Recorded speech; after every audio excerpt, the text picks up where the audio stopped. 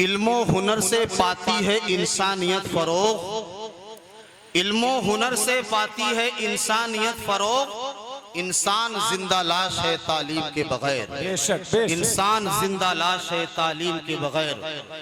اور یہ مدرسہ ہے تیرا میکدہ نہیں ساقی، یہ مدرسہ ہے تیرا میکدہ نہیں ساقی، یہاں کی خاک سے انسان بنائے جاتے ہیں، یہاں کی خاک سے انسان بنائے جاتے ہیں۔ حضرات گرامی، پیارے سامعین و حاضرین، یہ جلسہ مختار کائنات کانفرنس دستار بندی کی مناسبت سے اور ایک بانی ادارہ حضرت الحاج رحمت اللہ صاحب علیہ الرحمہ کی طرف منسوب ہے، جن کی بہت ساری خدمتیں یہاں پر موجود ہیں اور بہت ہی جد و جہد، جافشانی، جفاکشی اس ادارے کے ترقی اور فلاح و بہبود کے تعلق سے ان کی ایک چمک دمک کی صورت میں نظر آ رہی ہے۔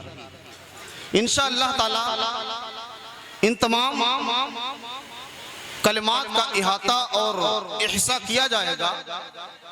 اس سے قبل آپ سماعت فرمائیں کہ پروردگار عالم نے علم کے تعلق سے، علم کی فضیلت کے تعلق سے، قرآن کی اہمیت اور اس کے فضیلت کے تعلق سے، فرمان رسالت کی افضلیت کے تعلق سے جا بجا قرآن شریف میں ہمیں مقدس کلمات ملتے ہیں جو ہمارے لیے مشعل راہ۔ حضرات گرامی، آج مسلمانوں کے طبقے میں علم کا جو حال ہے وہ کسی سے مخفی اور پوشیدہ نہیں ہے۔ علم کے تعلق سے جو ترقی ہے وہ کسی سے ڈھکی چھپی نہیں ہے۔ سچر کمیٹی کی رپورٹ بتاتی ہے کہ اس وقت ملک ہندوستان میں 2.5% مسلمان پڑھے لکھے لوگ ہیں، 2.5% مسلمان پڑھے لکھے، جبکہ 100% میں سے صرف 2.5% مسلمان پڑھے لکھے لوگ ہیں، اور ان میں دینی علم والے موجود ہیں، دنیاوی علم والے موجود ہیں۔ اگر من جملہ سب کا شمار کیا جائے تو 2.5% مسلمان پڑھے لکھے لوگ ہندوستان میں موجود ہیں۔ حضرات گرامی، جس کلام کا سب سے پہلا پیغام پڑھو کے تعلق سے ہے، اقرأ بسم ربک الذی خلق، خلق الانسان من علق، اقرأ وربک الاکرم الذی علم بالقلم، علم الانسان ما لم یعلم۔ سب سے پہلی وہی، سب سے پہلا پیغام پڑھنے کے تعلق سے، اور اس قوم کا حال یہ ہے کہ 2.5% 100 میں سے پڑھے لکھے لوگ۔ جس کتاب میں یہ بتایا گیا ہے کہ حضور پاک علیہ السلام کے بعثت اور آپ کے تشریف آوری کا مقصد ہی تعلیم دین ہے، حکمت ہے۔ ربنا وابعث فیہم رسولا منہم یتلو علیہم آیاتک ویعلمہم الکتاب والحکمہ ویزکیہم انک انت العلیم الحکیم۔ پیغمبر اسلام صلی اللہ علیہ وسلم کے تشریف آوری کا مقصد قرآن کی تلاوت ہے، احکام شرعیہ کی تعلیم ہے، انسانیت کے قلوب و نفوس کا تزکیہ ہے۔ یہ پیغمبر اسلام صلی اللہ علیہ وسلم کی تشریف آوری کا مقصد ہے۔ اللہ تعالیٰ نے اپنے حبیب علیہ السلام کے زبان فیض ترجمان سے کہلوایا، قُل ربی زدنی علما، حبیب آپ کہہ دیجئے کہ اے پروردگار عالم میرے علم میں اضافہ فرما دے۔ اللہ تعالیٰ نے اپنے حبیب سے کہلوایا، قُلْ هَلْ يَسْتَوِي الَّذِينَ يَعْلَمُونَ وَالَّذِينَ لَا يَعْلَمُونَ، اے حبیب آپ فرما دیجئے کہ پڑھے لکھے لوگ اور نہ پڑھے لکھے لوگ برابر نہیں ہو سکتے۔ جس پیغمبر کا فرمان عالی شان ہے، خیرکم من تعلم القرآن وعلمہ، تم میں سب سے بہترین وہ ہے جو قرآن سیکھے اور دوسروں کو سکھا دے۔ جس پیغمبر کا فرمان یہ ہے، موت العالم موت العالم، ایک عالم دین کی موت پورے کائنات کی موت ہے، پوری دنیا کی موت ہے۔ جس پیغمبر اسلام کا فرمان یہ ہے، فقیہ واحد علی الشیطان من الف عابد، ایک عالم شریعت کی فضیلت اور اس کی وقعت و اہمیت 1000 عبادت گزار سے بھی زیادہ شیطان پر بھاری اور بھرکم ہے۔ جس پیغمبر اسلام کا فرمان یہ ہے، لِكُلِّ شَيْءٍ آفَت وَلِلْعِلْمِ آفَاتٌ کثیرہ، ہر چیز کے لیے ایک نہ ایک مصیبت ہے، علم کے لیے تو بڑی مصیبت ہے۔ حضرات گرامی، ان تمام آیات و احادیث سے ہمیں اور آپ کو یہ سبق ملتا ہے، یہ درس ملتا ہے کہ ہمیں اور آپ کے علم کے حصول میں مشقت کرنے کی ضرورت ہے، کوشش کرنے کی ضرورت ہے۔ اپنے نسلوں کو جاہل نہیں بنانا ہے، بلکہ اپنے نسلوں میں عالم قرآن بھی بنانا ہے، عالم دین بھی بنانا ہے، حافظ قرآن بھی بنانا ہے، قاری قرآن بھی بنانا ہے، اور ساتھ ہی ساتھ دنیاوی علم سے بھی ان کو آراستہ اور پیراستہ کرنا ہے۔ اسلام کی تعلیم ہمیں اور آپ کو یہ نہیں بتاتی کہ آپ صرف اور صرف عالم ہی بناؤ، صرف اور صرف حافظ قرآن ہی بناؤ، صرف اور صرف قاری قرآن ہی بناؤ، صرف اور صرف فاضل ہی بناؤ، صرف اور صرف ادیب بناؤ، صرف اور صرف مفسر بناؤ، صرف اور صرف محدث بناؤ۔ نہیں، اس کے ساتھ قرآن مقدس اور آقا کائنات علیہ السلام کا فرمان ہمیں اور آپ کو بتاتا ہے کہ اس کے ساتھ ساتھ ڈاکٹر ہونا بھی ضروری ہے، انجینئر ہونا بھی ضروری ہے، لیکچرر ہی ہونا بھی ضروری ہے، پروفیسر ہونا ضروری ہے، کسی یونیورسٹی کا وائس چانسلر ہونا ضروری ہے۔ یہ اسلام کی تعلیم ہمیں بتاتی ہے، اور ہمارا المیہ ہے کہ نہ ہم دین کی تعلیم کی طرف جا رہے ہیں، نہ ہی دنیا کی طرف جا رہے ہیں، نہ دنیا کی تعلیم کی طرف جا رہے ہیں۔ ہر طرف ہمارے متعلق صفر ہی صفر نظر آ رہا ہے۔ سچ ہے، یہ المیہ ہے۔ میں آپ کو لطیفہ سنانے والا خطیب نہیں ہوں کہ ہنساؤں کداؤں کھلا کر کے میں چلا جاؤں اور آپ حضرات واہ واہ کرتے رہیں۔ انشاءاللہ میں آپ کو ایک لمحہ فکریہ دے کر کے جاؤں گا، ایک سوچ دے کر کے جاؤں گا۔ حضرات گرامی، تو آقا کائنات علیہ السلام سے اللہ تعالیٰ نے کہلوایا کہ حبیب آپ کہہ دیجئے قُل ربی زدنی علما، اے حبیب آپ فرمائیے کہ اے پروردگار عالم میرے علم میں اضافہ فرما دے۔ حضرات گرامی، اللہ تعالیٰ نے اپنے حبیب علیہ السلام کو ہر نعمت سے نوازا ہے، چاہے وہ نعمت دنیا ہو، چاہے نعمت دین ہو، نعمت دارین ہو، نعمت کائنات ہو، غرضے کی کوئی بھی نعمت ہو، اللہ تعالیٰ نے اپنے حبیب کو ہر نعمت سے نوازا ہے۔ لیکن اللہ تبارک و تعالیٰ اپنے حبیب سے کہلوار حبیب فرمائیے کہ اے پروردگار عالم میرے علم میں اضافہ فرما دے۔ حضرات گرامی، اللہ تعالیٰ نے یہ نہیں فرمایا اپنے حبیب سے کہ اے حبیب آپ دعا فرمائیے کہ پروردگار عالم مجھے اقتدار عطا فرما دے، چیئرمینی عطا فرما دے، پردھانی عطا فرما دے، سبھا صدی عطا فرما دے۔ یہ سب کچھ نہیں۔ نہ شہرت کے تعلق سے آپ نے دعا کی، نہ قوت کے تعلق سے دعا کی، نہ ہی حکومت کے تعلق سے دعا کی۔ اقتدار و سلطنت کے متعلق آقا کائنات علیہ السلام نے دعا نہیں فرمائی۔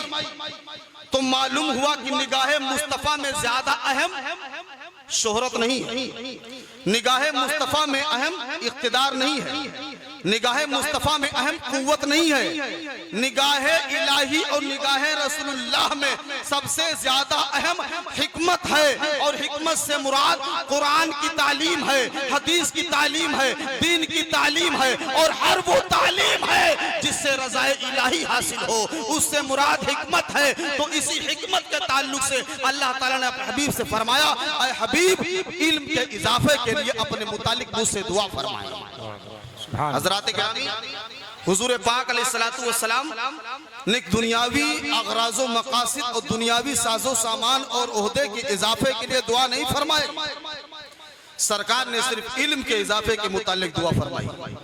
اس سے ہمیں اور آپ کو چاہیے، اب ہمیں اور آپ کو پتا چلتا ہے کہ واقعی علم بہت زیادہ اہم ہے، اسی لیے حضور پاک علیہ السلام نے اللہ تبارک و تعالیٰ سے اس کے اضافے کے متعلق دعا فرمائی۔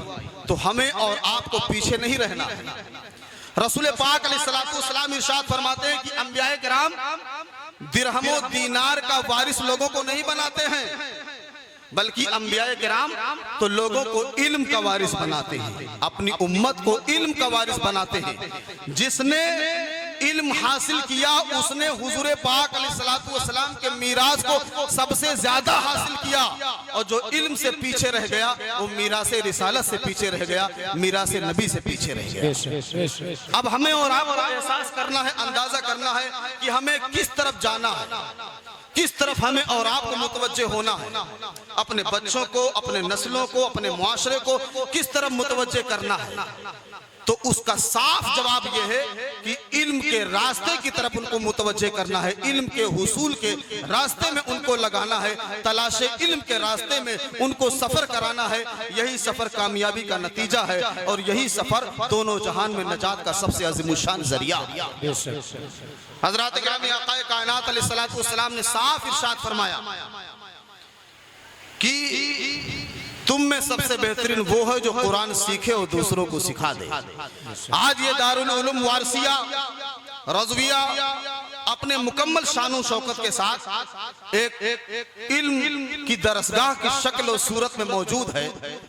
حضرات گرامی، مسلمانوں کے لیے کتنی آسانی ہے کہ اگر آپ دین کا علم حاصل کرنا چاہتے ہیں، ہر چیز فری ہے۔ آپ قرآن کی تعلیم حاصل کرو، فری۔ حدیث کا علم حاصل کرو، فری۔ من جملہ دین کا علم حاصل کرو، فری۔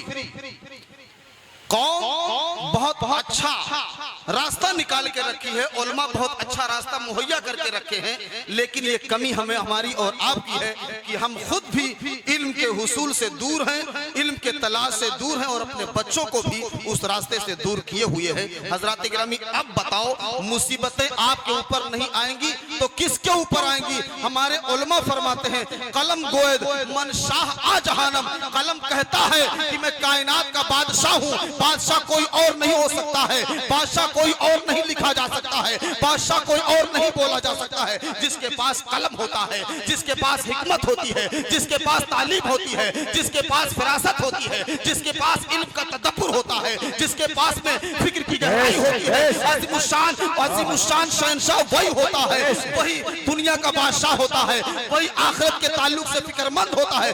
سب سے بڑی بات یہ ہے کہ اسی کے پاس علم کامل موجود ہوگا اور ایمان کامل موجود ہوگا۔ حقیقت میں وہی اللہ تعالیٰ کی معرفت حاصل کر سکتا ہے جس کے پاس اللہ تعالیٰ نے دولت علم رکھی۔ بے شک، سبحان اللہ، نعرہ تکبیر، نعرہ رسالت، جشن دستار بندی، سبحان اللہ، سبحان اللہ۔ حضرات گرامی، تو آج ہم اور آپ دیکھ رہے ہیں کہ مدرسے میں دیکھیے اکے دکے گنے چنے طلبہ آ رہے ہیں اور کہتے ہیں مولانا لوگ کام نہیں کرتے، مولانا لوگ کام نہیں کرتے ہیں۔ مولانا لوگوں کا جب ٹانگ پکڑ پکڑ کے کھینچو گے تو مولانا کیا کریں گے؟ نجات کا کوئی راستہ تلاش کریں گے؟ جس طرف جاؤ مولانا لوگ کام نہیں کرتے ہیں، مولانا لوگ کام نہیں کرتے ہیں۔ حضرات گرامی، اپنے بچوں کو بھیجئے، خود بھی تعلیم حاصل کیجئے، اپنے بچوں کو بھی اس کی طرف متوجہ کیجئے۔ مولانا لوگ کام کرتے ہیں، یہ تمہاری بیجا چیمی گوئیاں ہیں جو کر کر کے ان کو جواب دینے پر اکساتے ہو، اس سے ان کو فارغ البال کر دو اور اس کے بعد میں آپ علم کے حصول میں کوشش کریے، انشاءاللہ نتیجہ بہت جلد آئے گا، جیسا کہ اور دیگر مکاتب اسلامیہ میں ہمیں بہت اچھے طریقے سے نظر آ رہا ہے۔ حضرات گرامی، اور ہمارے قوم میں یہ فکر پیدا ہو گئی ہے، چیمی گوئیاں کرنے کی بہت زیادہ عادت ہو گئی ہے۔ چوچو کا مربع بنے بیٹھے ہیں اور اس کے بعد ہر جگہ اعتراض۔ مولانا صاحب نے آج تقریر بڑی لمبی کر دی، اتنی لمبی تقریر نہیں کرنی چاہیے۔ قسم خدا کہ اس کے سینے میں درد ہے تمہارے رہنمائی کا، تمہارے رہبری کا درد ہے، تمہارے راہ راست پر آنے کا درد ہے، جس کی وجہ سے وہ اتنی لمبی بات کرتا ہے تمہارے سامنے کہ کم سے کم اس کی باتوں میں سے کچھ بات تو تم سمجھ جاؤ، کچھ بات تو عمل کرنے کے لیے تیار ہو جاؤ۔ حضرات گرامی، پیارے سامعین و حاضرین، آج علماء، میں کہتا ہوں کہ سب کو کام کرنے کی ضرورت ہے۔ غفلت ایک وبال جان ہے۔ اس زمانے میں جو غافل ہے وہ راہ راست سے بھٹکا ہوا ہے۔ اس زمانے میں متحرک آدمی کی ضرورت ہے۔ آج سوشل میڈیا، الیکٹرونک میڈیا، آپ ہر جگہ دیکھیے، آپ کو ٹارگٹ کیا جا رہا ہے، آپ کو ستانے کی بات کی جا رہی ہے، آپ کو موب لنچنگ کیا جا رہا ہے، آپ کو ترقی کے راستے سے پیچھے کھینچنے کی بات کی جا رہی ہے۔ ہمارے اور آپ کے سامنے سب سے بڑا راستہ یہی ہے اور یہی آپشن اور یہی ٹارگٹ ہمارا اور آپ کا ہونا چاہیے کہ صرف اور صرف ہم علم دین کے حصول میں اور علم کے حصول میں ہم اور آپ آگے بڑھیں، چاہے وہ دین کا علم ہو، چاہے وہ دنیا کا علم ہو۔ انشاءاللہ جس قوم کے پاس علم ہوتا ہے، حضرات گرامی، بلندی اسی قوم کے مقدر میں لکھی جاتی ہے۔ اور جس کے پاس علم کی دوری ہوتی ہے، پہلے سمجھا جاتا تھا کہ دلت قوم جو ہے وہ پچھڑی قوم ہے، لیکن آج ان میں اتنے پڑھے لکھے لوگ ہو گئے کہ اب ان کو بیک ورڈ سے نکالنا پڑ رہا ہے۔ کچھ لوگ نکالنے کی بات کر رہے ہیں، لیکن مسلمان میں ترقی یافتہ الحمدللہ ہیں، تھے اور انشاءاللہ رہیں گے۔ غرض ہے کہ اس قوم کو کتنی بھی ہٹانے کی کوشش کی گئی، صرف اور صرف اللہ اور رسول کا فیضان ہے کہ یہ قوم سنبھلی ہوئی ہے، ورنہ اس قوم نے تو اپنے ہاتھوں ہی اپنے نقصان کے سامان مہیا کیے ہیں۔ لہٰذا آپ حضرات اور اس قوم کے تمامی افراد حضرات گرامی علم کے تلاش میں آگے بڑھیے، علم کے حصول میں آگے بڑھیے، اپنے بچوں کو بھی لگائیے اور بالکل لاپرواہ مت ہوئیے کہ میں نے نہیں حاصل کیا تو اب بچہ کیا حاصل کرے گا، ہم مستری کا کام کر رہے ہیں تو بچہ بھی اسی میں لگ جائے۔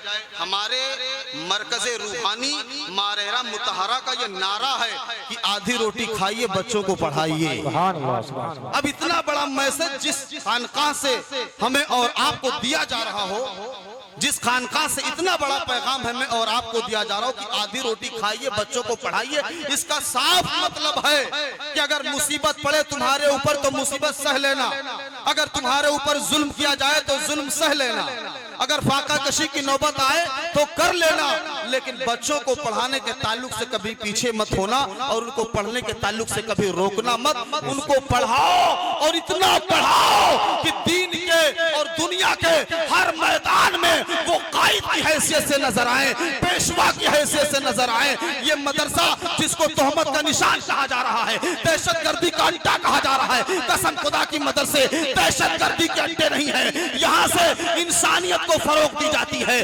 روحانیت کو فروغ دی جاتی ہے، دہشت گردی کا خاتمہ کیا جاتا ہے، بری سوچ کا خاتمہ کیا جاتا ہے، اور تمام گناہوں کا خاتمہ کیا جاتا ہے۔ یہاں سے انسان کو بھی سنوارا جاتا ہے، انسانیت کو بھی سنوارا جاتا ہے۔ یہ مدرسہ ہے، میرا میقدہ نہیں، یہاں کی خاک سے انسان۔ زندہ باد زندہ باد۔ نعرہ رسالت مفتی اختر رضا صاحب قبلہ، نعرہ تکبیر، نعرہ رسالت، سبحان اللہ سبحان اللہ۔ حضرات گرامی، ایک پہلو پر میں اپنی ایک چھوٹی سی بات رکھتا ہوں۔ آج آپ حضرات اپنے مکان کی تعمیر کرواتے ہوں گے، تعمیر میں مکان کے بنوانے میں کتنی محنت کرنی پڑتی ہے، کتنی توجہ دینی پڑتی ہے، کتنے سرمایہ کی ضرورت پڑتی ہے، کتنے انتظامات کی ضرورت پڑتی ہے، کتنے روپے پیسے کی ضرورت پڑتی ہے ہر لحاظ سے۔ اور حضرات گرامی مدرسے کے بنوانے میں کتنی محنت کی ضرورت پڑے گی آپ اندازہ لگائیے۔ مدرسے کو پروان چڑھانے میں کتنی ہمت کی ضرورت ہے، کتنے حوصلہ کی ضرورت ہے۔ تو بانی ادارہ، بانی جامعہ، بانی مدرسہ حاجی رحمت علی صاحب رحمت اللہ علیہ، انہوں نے کتنی محنت کی، کتنی مشقت کی۔ آج یہ باغ و بہار ہمارے اور آپ کے فائدے کے لیے انہوں نے لگا دیا، تو ان کو بھی فراموش کرنے کی ضرورت نہیں ہے۔ ان کی قربانیاں زندہ تھیں، زندہ ہیں، صبح قیامت تک زندہ ہیں۔ اور حضرات گرامی، میں تو اس ادارے میں پہلی بار آیا ہوں، سنا کرتا تھا کہ جامعہ وارثیہ رضویہ شیتل گنج پوروا میں ایک ادارہ ہے، لیکن حضرات گرامی بس ایسے صدائے بازگشت کی طرح یہ خبر ملتی رہی، لیکن آ کر کے جب دیکھا تو الحمدللہ دل باغ باغ ہو گیا کہ کافی بڑا اور اچھا اور شاندار ادارہ ہے۔ اہل سنت والجماعت کا ادارہ ہے، ہمارا اور آپ کا مشترکہ یہ فریضہ ہے کہ ہم اور آپ اہل سنت والجماعت کے مدارس اور مساجد کے مفاد، ہت، حمایت، ہمدردی اور اس کے فلاح و بہبودی کی بات کر رہے ہیں۔ آج لوگ چاہ رہے ہیں کہ مدرسوں کو گرا دیا جائے، مسمار کر دیا جائے، مساجد کو منہدم کر دیا جائے، زمین بوس کر دیا جائے۔ آج اگر ہم اور آپ ہوش کے ناخن نہیں لیں گے اور نہیں سنبھلیں گے تو حضرات گرامی خسارہ اور نقصان ہمارا مقدر بنتا ہوا نظر آئے گا۔